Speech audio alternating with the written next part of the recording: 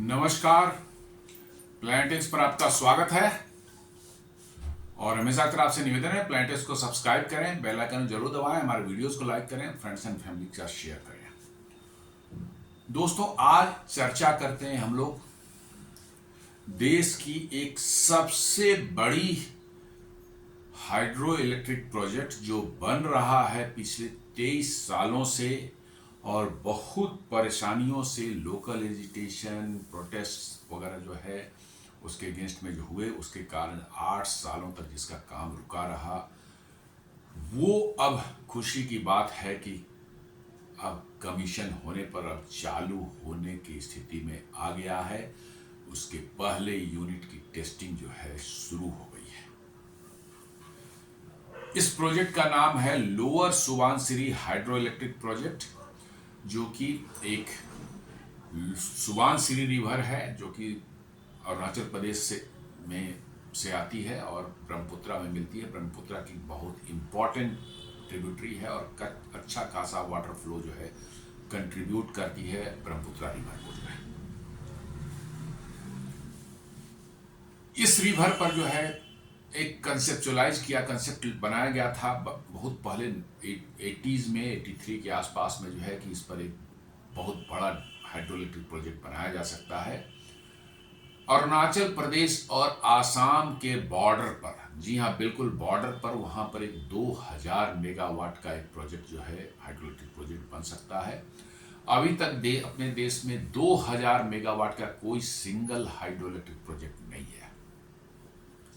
खैर 80s में वो कंसेप्ट आया, उस पर विचार हुआ, चर्चा हुआ, कभी उस पर ज़्यादा तवज्जो लोगों ने नहीं दी। सन 2002 में जो है, उस समय अटल बिहारी वाजपेयी की एनडीए सरकार थी, उन्होंने इस प्रोजेक्ट को सैंक्शन किया। इस प्रोजेक्ट में जो है 8 यूनिट्स जो लगने थे, 2250 मेगावाट के जो है 8 यूनिट्स लगने थे। और ये इससे जो है न सिर्फ नॉर्थ ईस्ट के जो है जो 7 राज्य हैं उनको बिजली मिलनी थी, बट नॉर्दर्न इंडिया के जो है स्टेट्स हैं, पंजाब, हरियाणा, राजस्थान, चंडीगढ़, इनको भी बिजली मिलनी थी। और साथ साथ इसकी बिजली भी जो वेस्टर्न पार्ट में जो गुजरात, महाराष्ट्र, छत्तीसगढ़, एमपी, गोवा, इनको ही बिजली सप्लाई यहाँ से होनी है। बहुत ही एम्बिशियस प्रोजेक्ट। उस समय इसकी 6283 करोड़ इसकी जो है लागत आई थी, जो प्रोजेक्ट किया गया था। लेकिन प्रोटेस्ट भारत में तो किसी भी डेवलपमेंट के प्रोजेक्ट के अगेंस्ट में जो है तरह तरह के षड्यंत्र होते हैं। कुछ जेन्युइन भी होते हैं और कुछ जो है फैब्रिकेटेड भी होते हैं।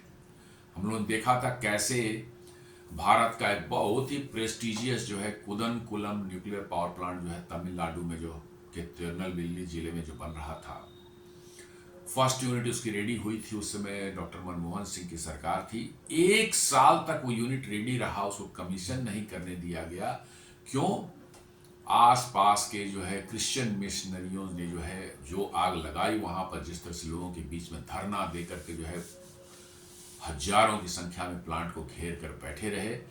1 ईयर 1000 मेगा, दो यूनिट लग रहे थे, 2000 मेगा, 1000 मेगावाट के। अब तो 4 यूनिट और भी लग रहे हैं, 2 में यूनिट चालू हो गए हैं, 4 यूनिट और भी लग रहे हैं।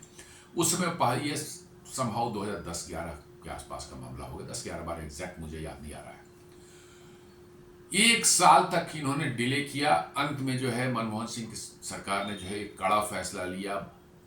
उनको जो है सारों को अरेस्ट किया गया, पकड़ करके मार के भगाया गया। उनके अगेंस्ट में इन्वेस्टिगेशन किया गया कि कैसे विदेशों से फंडिंग आई थी इस प्रोजेक्ट को जो है डिले करने के लिए, और इस प्रोजेक्ट को जो है नहीं चालू करने देने के लिए जो है इन्वायरमेंट के नाम पर और इन सब के नाम पर बाहर से पैसे आए थे। उन पैसे को चर्च के थ्रू ये सब सारा किया गया था और उसको जो है 1 ईयर तक डिले किया। फॉर्चुनेटली फिर वो हो गया, सेकेंड यूनिट भी चालू हो गया। वो रशिया के सहयोग से बन रहा है और 4 यूनिट और 1000 मेगावाट के लग रहे हैं। अब वो इसके बाद कमीशन होने के बाद दुनिया का one of the biggest nuclear power plant बन सकता है। जी हाँ, 6000 मेगावाट एक सिंगल साइट पर जो है दुनिया में बहुत कम है। नहीं है ऐसी बात नहीं, कम है। उसी तरह से जो है ये भारत का लोअर सुबनसिरी हाइड्रोलिक प्रोजेक्ट बहुत ही एम्बिशियस, एक क्लीन और ग्रीन पावर देने का सोर्स भारत के लिए बनने वाला था। इसको भी जो है बहुत तरह के जो है षड्यंत्र किए गए और इसको जो है रोक कर रखा गया। 2011 से 2019 तक काम इस पर बंद हुआ और इसके कारण इसकी कॉस्ट मोर देन 4 टाइम्स ऊपर जा चुकी है। तो आइए इस प्रोजेक्ट के बारे में थोड़ा बहुत जानकारी लेते हैं, बहुत डिटेल में नहीं बट थोड़ी बहुत जानकारी जो हम लोग को जाननी चाहिए, एक जनरल आम आदमी को जो इसके बारे में होना चाहिए कि देश में क्या विकास हो रहा है, कहाँ हमारे प्रोजेक्ट्स हैं, किस तरह के प्रोजेक्ट्स लग रहे हैं, किस तरह के प्रोजेक्ट चालू हो रहे हैं, जानकारी हमें रखनी चाहिए, इसलिए चर्चा करते हैं। हम लोग इसके एक्सपर्ट नहीं है कि इसके बारे में बहुत ज़्यादा मतलब कि आपको ये बताया जा सके, एक जनरल जो है क्या इस प्रोजेक्ट में है और आम लोगों को जो जानकारी होनी चाहिए उतनी बात करते हैं। ये 2000 मेगावाट का जो है एक run of the river project है, बनाया जा रहा है, जिस पर जो सुबानसिरी रिवर जो है अब अरुणाचल प्रदेश के बिल्कुल ऊपर वाले इलाके, नॉर्दर्न इलाके से ऊंची ऊंची पहाड़ियां जो है वहां से निकलती है और ये आती है और मिलती है ब्रह्मपुत्रा में, धेमाजी जिले में जो है, आसाम के धेमाजी जिले में जो है ये इंटर करती है और वहीं ब्रह्मपुत्रा पास में वहीं मिल जाती है। इनफैक्ट डैम जो बन रहा है वर्चुअली एकदम बॉर्डर पर है, half of the dam is inside the Arunachal Pradesh and half of the dam is inside Assam, तो बिल्कुल बॉर्डर पर है ये। तो सुबानसिरी रिवर ये एक ट्रिब्यूटरी है ब्रह्मपुत्रा की और located on the border of Arunachal Pradesh and Assam, इन दोनों के बॉर्डर पर ये हुआ है, पर स्थित है ये। इसको डेवलप करने का, बनाने का और ऑपरेट करने का जो है कॉन्ट्रैक्ट दिया गया था किसको, एनएचपीसी को। जी हाँ, ये एनएचपीसी देश की सबसे बड़ी हाइड्रो इलेक्ट्रिक पावर कंपनी है, ये जनरेट करने वाली power company, national hydro electric power corporation, बहुत बड़ी कंपनी है और काफ़ी इसके जो प्रोजेक्ट्स भारत में नए नए बन रहे हैं और पुराने प्रोजेक्ट जो हैं वो चल रहे हैं। जी हाँ, but this one is the biggest. जी हाँ, 2000 मेगावाट का this one is the biggest hydro electric project of the country और बहुत ही प्रेस्टिजियस और बहुत ही एम्बिशियस प्रोजेक्ट था, जिससे न सिर्फ जो है नॉर्थ ईस्ट के 7 स्टेट्स को दिया जाने वाला था पावर, बट नॉर्दर्न इंडिया और वेस्टर्न इंडिया को भी पावर यहां से मिलने वाली थी। और ऐसा बताया जा रहा है कि ये लार्जेस्ट प्रोजेक्ट इंडिया का है और करीब करीब नियरिंग कंप्लीशन है, ये करीब करीब अब 95-96% बन चुका है, कंप्लीशन पर है। और पहला जो इसका फर्स्ट यूनिट है undergoing wet commissioning to test its functionality. Wet commissioning करते हैं जब आप टरबाइन में जो है पानी का फ्लो जो है शुरू करते हैं, टरबाइन चल पड़ता है और उसे जनरेटर घूमता है और जनरेटर घूमने से बिजली बनती है। तो ये पहला जो पानी से आपका फ्लो आपने जो है दे दिया, टरबाइन में वाटर फ्लो को स्टार्ट कर दिया और बिजली बनने की प्रक्रिया उसे शुरू हो जाती है, इसको वेट टेस्ट बोलते हैं। तो अभी पहला यूनिट जो है 250 मेगावाट का जो है वेट टेस्ट जो है वहां शुरू हो चुका है। जी हाँ, इसमें 8 यूनिट हैं 250 मेगावाट ईच। जी हाँ, 8 जो है इसमें जो टरबाइंस लगाए गए हैं वो सभी टरबाइन जो है फ्रांसिस टरबाइन के कैटेगरी में आते हैं। जी हाँ, थोड़ा सा मैं टेक्निकलिटी, ज़्यादा नहीं, थोड़ी सी टेक्निकलिटी की बात करते हैं जो मैंने अपने पढ़ाई के दौरान जानी थी, इंजीनियरिंग में जब पढ़ता था। 3 तरह के हाइड्रो इलेक्ट्रिक टरबाइंस जो होते हैं, मतलब कि जो है आप कह सकते हैं कि हाइड्रोलिक्स टरबाइन जो होते हैं वो 3 तरह के मुख्यतः होते हैं। एक होता है पेल्टन टरबाइन, एक फ्रांसिस टरबाइन और एक कैपलन टरबाइन। इन तीनों का इस्तेमाल कहाँ होता है? कैपलन टरबाइन जो है हम वहाँ इस्तेमाल करते हैं जहाँ पानी तो कम है, पानी का क्वांटिटी तो कम है, लेकिन पानी की ऊंचाई और जहाँ बिजली घर हमने बनाया है उस दोनों की ऊंचाई वहाँ से बहुत ज़्यादा हो तो कम क्वांटिटी पानी से भी अब ज़्यादा बिजली पैदा कर सकते हैं। क्योंकि ऊंचाई पर वो स्थित है इसलिए उसमें एनर्जी ज़्यादा हो जाती है। जी हाँ, पोटेंशियल एनर्जी ही फाइनली कन्वर्ट होती है काइनेटिक एनर्जी और इलेक्ट्रिकल एनर्जी में, इसी से बनती है। तो mgh है पोटेंशियल एनर्जी का फॉर्मूला। तो h यदि बहुत ऊपर है तो कम पानी से भी जो है आप ज़्यादा बिजली पैदा कर सकते हैं। तो ये नॉर्मली वहाँ पर होता है जहाँ बहुत हाइट हमें मिलती है पानी का, जो है जहाँ पानी की बहुत ऊंचाई पर है और हम पावर हाउस जो बना रहे हैं टरबाइन जो हमने लगा रखा है काफ़ी नीचे लगा रखा है, तो उसको जो हाइट के कारण जो एडिशनल जो है हमको मिल जाता है एनर्जी, उसके कारण जो है ज़्यादा क्वांटम में बिजली पैदा हो सकती है। तो ये इसको पेल्टन टरबाइन बोलते हैं।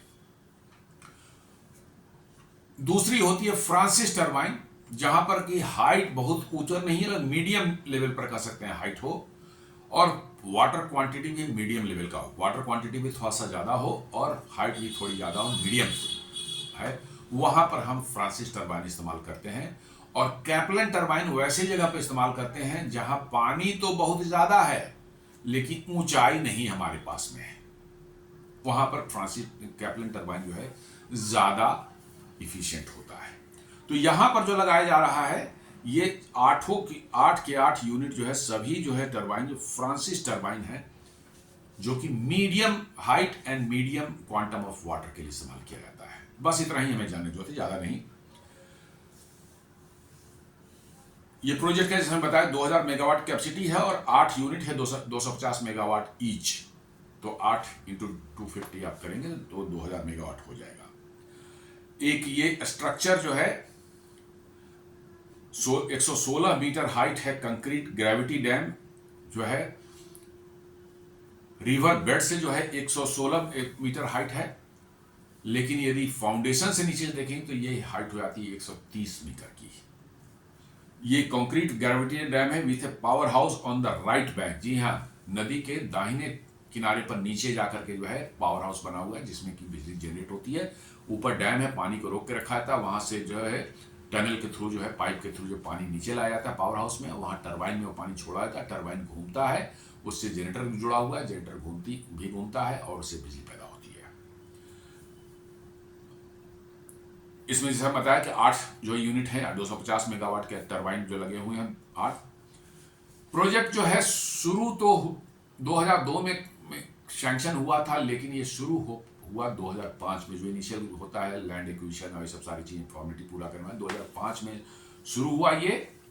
लेकिन ये प्रोजेक्ट जो है काफी कुछ इसमें काम हो गया था, डैम का भी काफी पोर्शन बन गया था, लेकिन 2011 में जो है ये बहुत बड़ा एजिटेशन वहाँ आसाम के साइड से जो है प्लेन में जो उस एरिया में के लोगों ने जो इस पर उठाया कि इससे इकोलॉजिकल डिस्टर्बेंस हो जाएगी, नदी का फ्लो गड़बड़ हो जाएगा, उनका जो है फिशरीज वगैरह का जो उनका कारोबार होता है उसमें फ़र्क पड़ेगा। ये बहुत मतलब कि जो है ये है क्या कहते हैं बड़ा मतलब कि जो है ये है एजिटेशन हुआ। हालांकि ये डैम जरूर बन रहा है, लेकिन आप जानेंगे ये स्टोरेज वाला नहीं है डैम, बहुत ज़्यादा स्टोरेज में नहीं है, थोड़ी स्टोरेज बस किया। ये बेसिकली कि run of the river project है, run of the river project करते हैं जिसमें पानी को रोकते नहीं है। थोड़ा पानी इमरजेंसी के लिए जरूर एक बफर जैसा रोका है, थोड़ा सा, बहुत कम। नॉर्मल जो हाइड्रोइलेक्ट्रिक डैम है बहुत ह्यूज क्वांटिटी, जैसे टेहरी डैम ले लीजिए या और भी डैम बहुत जगह आपको मिलेंगे, इसमें ह्यूज क्वांटिटी में पानी, सारा का सारा पानी रोक दिया जाता है और सिर्फ उसी के थ्रू जो है पानी निकलेगा, जितना पानी जो है आपको इस्तेमाल कर बिजली बनानी है उसी थ्रू पानी जाएगा। जब एक्सेस हो जाता है तभी पानी से नॉर्मल छोड़ा जाता है बाईपास करके जो है। तो ये run of the river project है जिसमें पानी का फ्लो इनिशियली जब स्टोर करते हैं पानी थोड़ा सा तो वहां पर तो कम होगा, लेकिन उसके बाद वंस वो फिलअप हो जाता है तो पानी का फ्लो नॉर्मल जाता है, इतना नॉर्मल टाइम में जाता है उतना ही पानी जाता है, वो सारा पानी जो है टरबाइन के थ्रू निकलता है और आगे बढ़ता है। तो पानी का फ्लो में कोई वो नहीं है। लेकिन जैसा मैंने बताया भारत में जो है आपको मिस इन्फॉर्मेशन फैलाई जाती है, गलत इन्फॉर्मेशन फैलाई जाती है कि साहब वाटर फ्लो कम हो जाएगा, ब्रह्मपुत्रा में पानी कम हो जाएगा और फिशरीज में पसर पड़ेगा, ये होगा, हमारा जो है इकोसिस्टम जो है वहाँ गड़बड़ हो जाए, पूरा एक्वा जो है लाइफ जो है वहाँ की पूरा डिस्टर्ब हो जाएगी।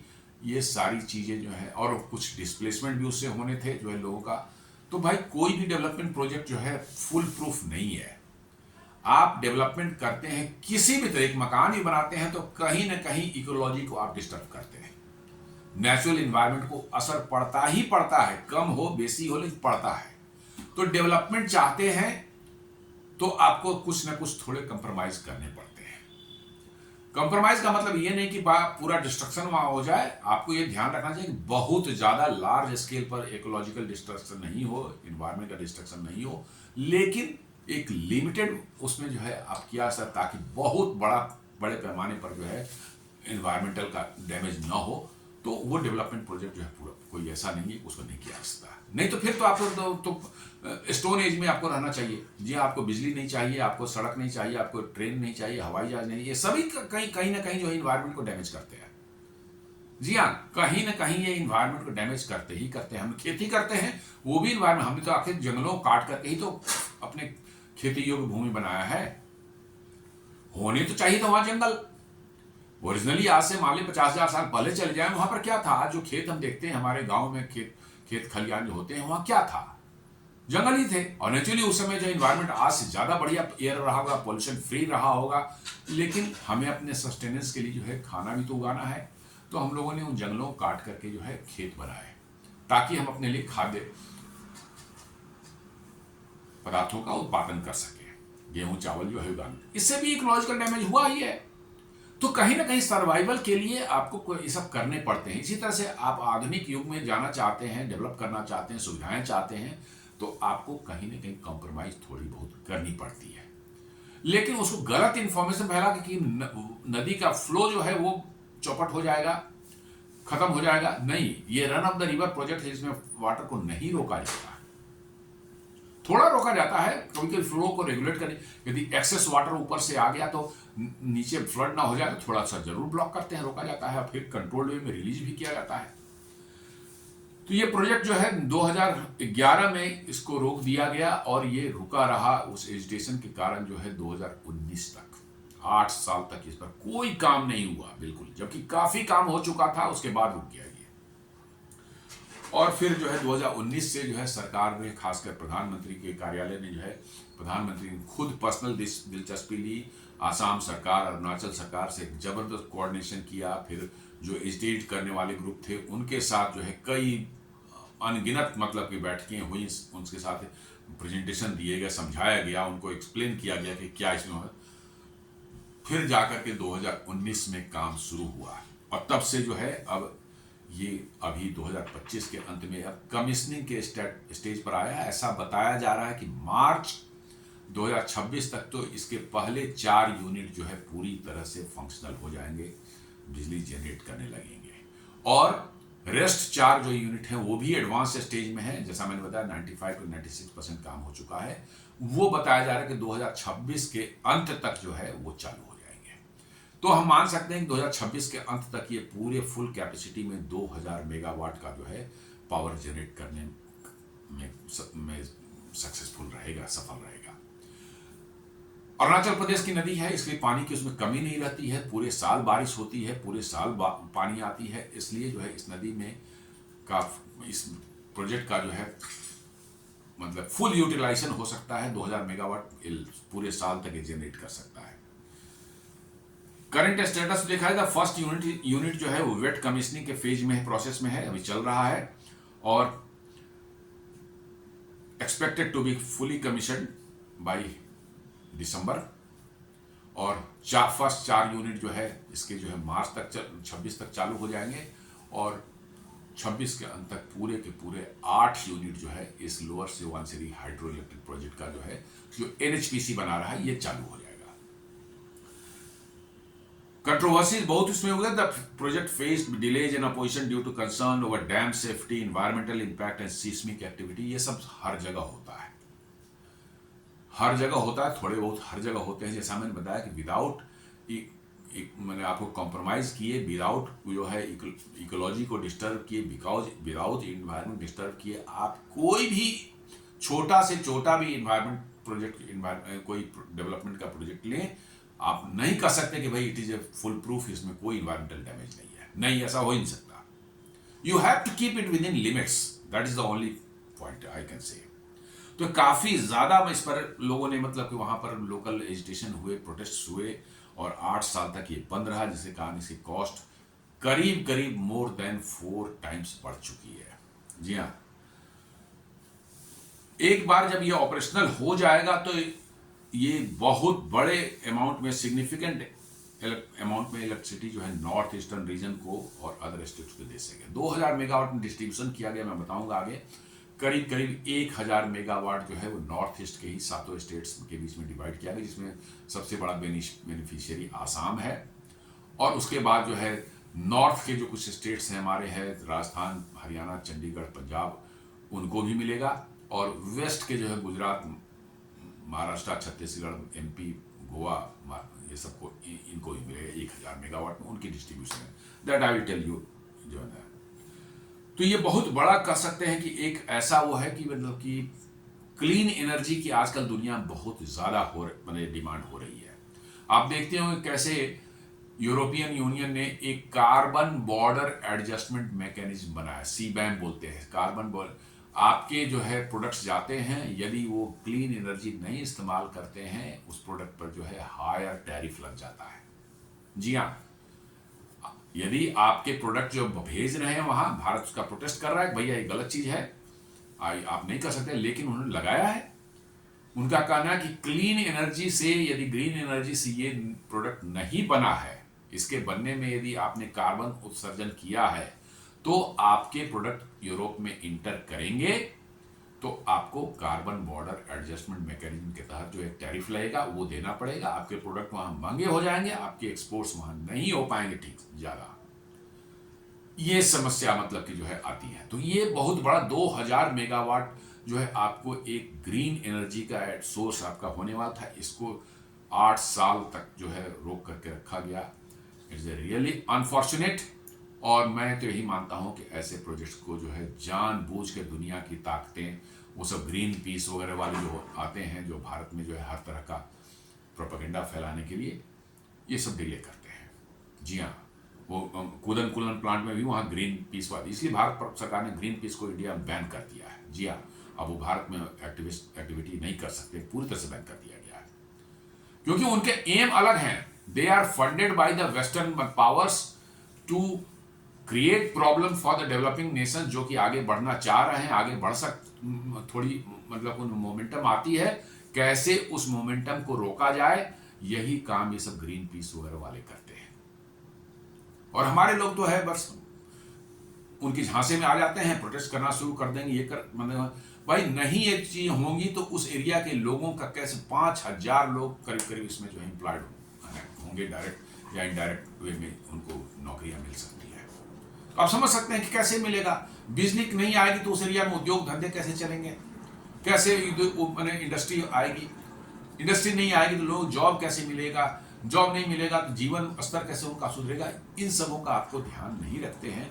आप सिर्फ वो ग्रीन पीस और ये सब एमनेस्टी इंटरनेशनल और ये सब टाइप के जो ऑर्गेनाइजेशन है जो कि इन्वायरमेंटल का कंसर्न आपको दिखाते हैं, लेकिन उनका एम कुछ और रहता है।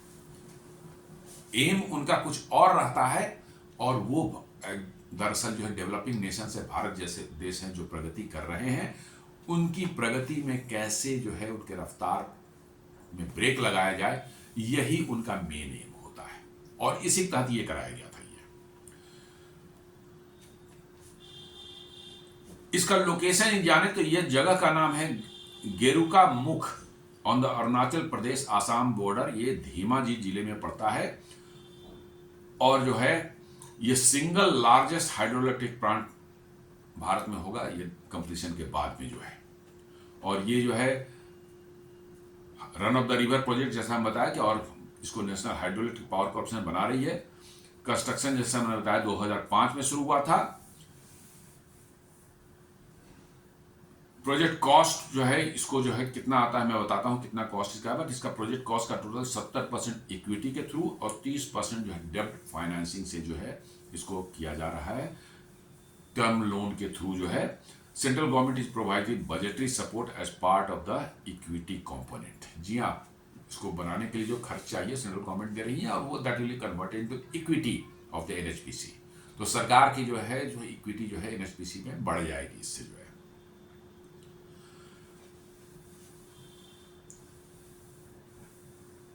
डैम की जो लंबाई देखा जाए तो करीब करीब जो है, हाइट तो मैंने बताया कि 116 मीटर हाइट है रिवर बेड से, और फाउंडेशन से करीब 130 मीटर इसकी हाइट है, और लंबाई इसकी करीब डैम की 284 मीटर है। और the gross storage capacity of the reservoir will be around 1.37 kilometre cube. बहुत ज़्यादा नहीं है ये, ऐसा नहीं कि इसके बहुत ज़्यादा स्टोरेज कर रहा है और वाटर का फ्लो रुक रहा है। इनिशियली आप उतना रखते हैं एज ए बैकअप बफर, और फिर जाने देते हैं, पानी जाते रहता है, जितना फ्लो है नदी का निकलते रहता है। कभी कभार फ्लो को जस्ट वो करने के लिए ऊपर से ज़्यादा पानी आ गया, छोड़ देंगे तो नीचे में बढ़ा जाएगी, तो उसको थोड़ा सा स्टोर कर लिया जाता है, फिर रेगुलेटेड वे में छोड़ा जाता है उसको जो है। पावर हाउस जो है जैसा बताया कि ये 8 फ्रांसिस टाइप टर्बाइंस इसमें लगे हुए हैं, capable of generate 250 megawatt electricity each, और इसमें 8 जो है हॉर्स शू शेप जो है हेड रेस्ट टनल बनाए गए हैं। हॉर्स शू, घोड़े की नाल की तरह से घुमा करके ऐसे, ये हेड रेस्ट टनल क्या है, रिजर्वायर से पानी उठाते हैं और वो पानी उस टनल के थ्रू जो है ले जाते हैं कहाँ, टरबाइन तक।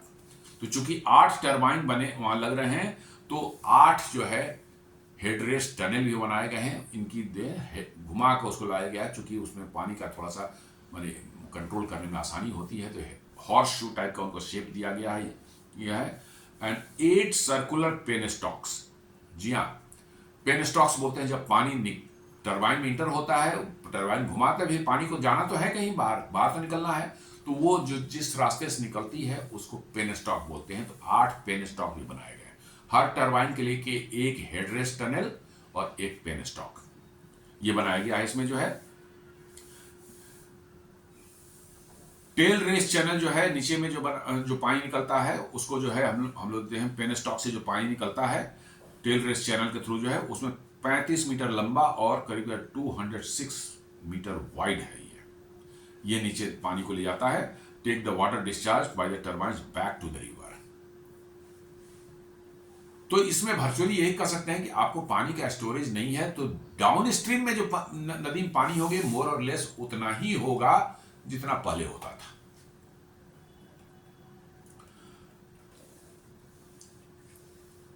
कंस्ट्रक्शन कॉस्ट जो है, चलिए मैं बताता हूं कंस्ट्रक्शन कॉस्ट आगे जो है।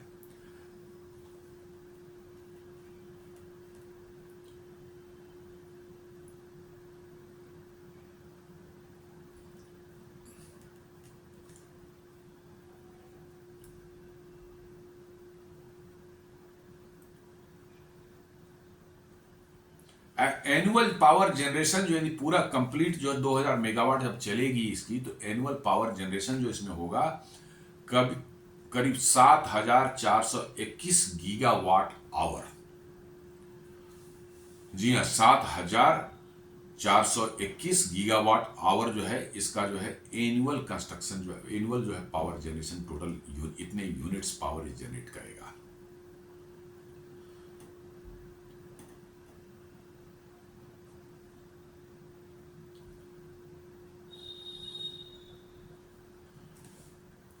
अब इसको देखा जाए तो इसकी कॉस्ट जो देते हम देखते हैं और पावर कैसे किस किस स्टेज को कितना दिया जा रहा है, तो ये आपको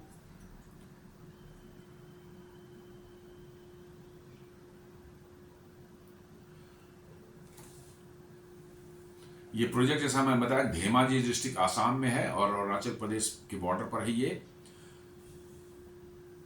इसमें एट प्रेजेंट जो है 3000 वर्कर्स जो है लगातार राउंड द क्लॉक काम कर रहे हैं ताकि इसको कमीशन किया सके जल्दी से जल्दी जो है।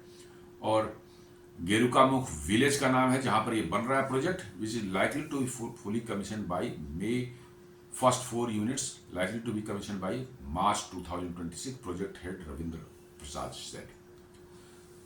95 to 96% कंप्लीट हो चुका है।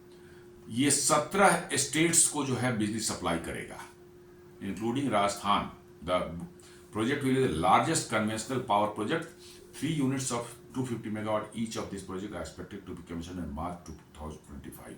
हालांकि अब बताया जा रहा है कि मार्च 2025 तक 26 तक जो है वो 4 यूनिट इससे कमीशन होंगी। ये थोड़ा गलत दिया, पहले का थोड़ा न्यूज बता रहा है। अब इसको देखें कि कैसे पावर डिस्ट्रीब्यूशन होता है इसका जाएगा, तो आसाम को इस 2000 मेगावाट्स में से मिलेंगे करीब करीब 533 मेगावाट। 533 मेगावाट आसाम को मिलेगा। अरुणाचल प्रदेश को मिलेगा करीब करीब 274 मेगावाट। और अदर नॉर्थ ईस्टर्न स्टेट्स जो हैं 5 स्टेट्स और बच गए जो आपके जो है मणिपुर, मेघालय, नागालैंड, त्रिपुरा एंड मिजोरम, उनको करीब मिलाकर के, सबको मिलाकर के 198 मेगावाट उनको मिलेगा।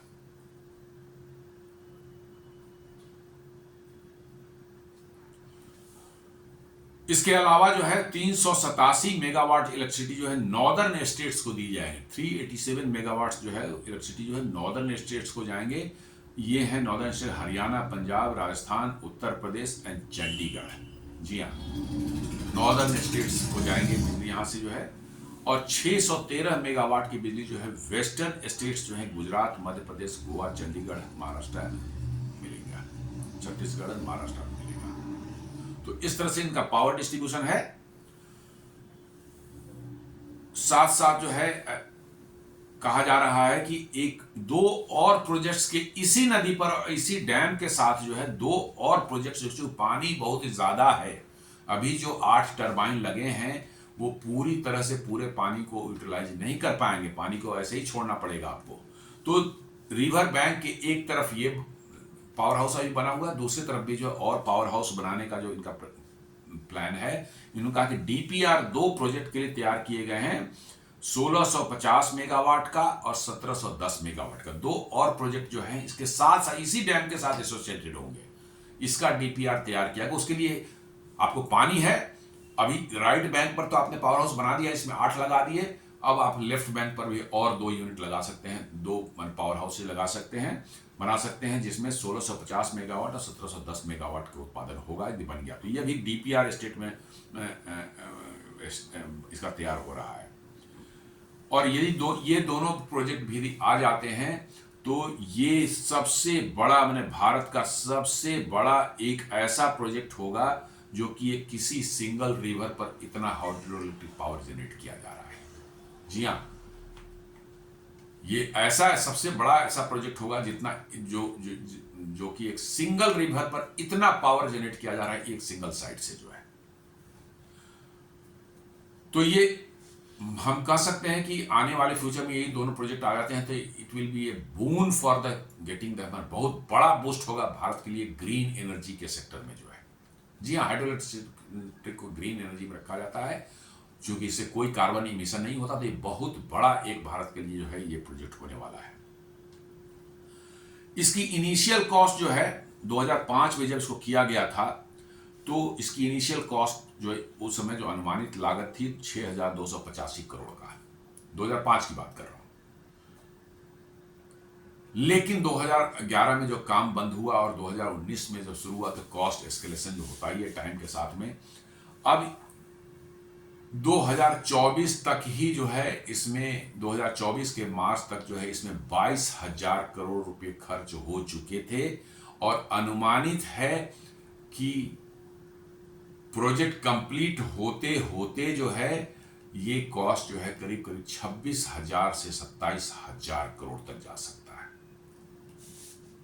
क्योंकि 22,000 करोड़ तो आप दिसंबर में मार्च 2024 में आप खर्च कर चुके थे। तो ये कंप्लीट होते होते जो है ये 26,000 से अभी अनुमान लगाया जा रहा है, लेकिन 26,000 से 27,000 करोड़ तक यह हो सकता है, ये खर्च जा सकता है।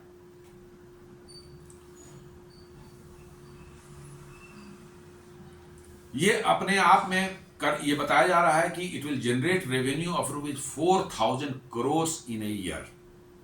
जो बिजली बनेगी उस बिजली का जो अल्टीमेटली वो बिजली तो सेल किया जाएगा जो अलग अलग स्टेट्स के डिस्ट्रीब्यूशन कंपनीज हैं उनको, तो वो पैसे देंगे एनएचपीसी को। तो ये करीब करीब 4,000 करोड़ का जो है ये रेवेन्यू जनरेट करेगा ये। और इसमें डायरेक्ट एम्प्लॉयमेंट बता रहे हैं करीब करीब 5,000 एम्प्लॉयज का होगा। एक जायगेंटिक प्रोपोर्शन का ये प्रोजेक्ट है, छोटा मोटा प्रोजेक्ट नहीं है। 5,000 लोगों को जो है डायरेक्ट एम्प्लॉयमेंट दे रहा है ये प्रोजेक्ट जो है। और निश्चित रूप से ये नॉर्थ ईस्ट के लोगों के लिए भी एक बहुत बड़ा मतलब कह सकते हैं कि उनके मतलब कि जो है डेवलपमेंट में एक नया आयाम लिखने वाला है, नया इतिहास लिखने वाला है।